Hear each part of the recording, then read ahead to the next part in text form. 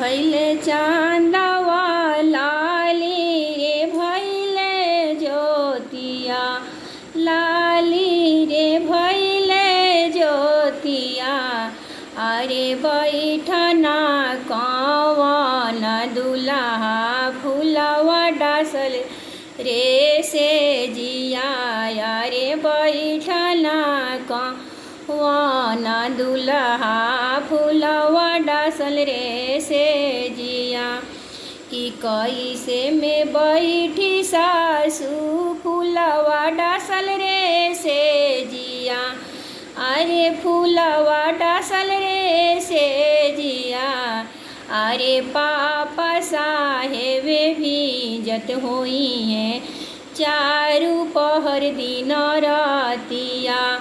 अरे चाचा साहेब भीजत हुई हैं चारू पहर दिन रातिया।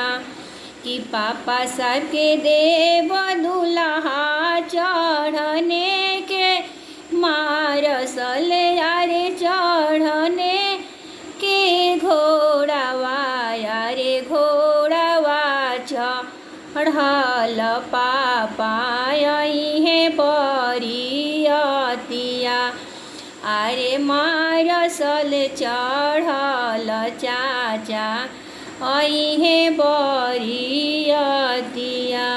कि लाली भैले चांदवा लाली रे भैले ज्योतिया लाली रे भैले ज्योतिया।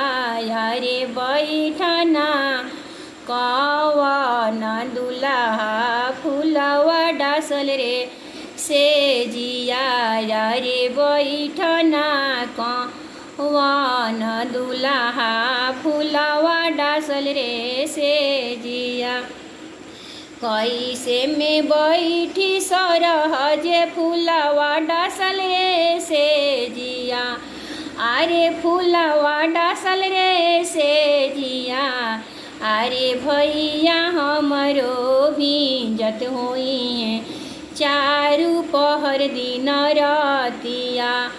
अरे भैया साहेब भीजत हुई हैं चारू पहर दिन रातिया। कि भैया सबके देव दुल्हा चढ़ने के मारा सालवा। अरे चढ़ने के घोड़वा अरे घोड़वा चढ़ल भैया सजी है बरियतिया। अरे घोड़वा चढ़ल भैया है बरियतिया।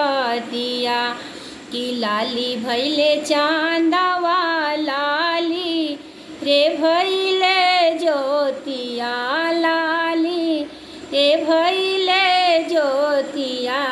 अरे बैठना कौन दुल्हा फूलवा डासल रे से जिया।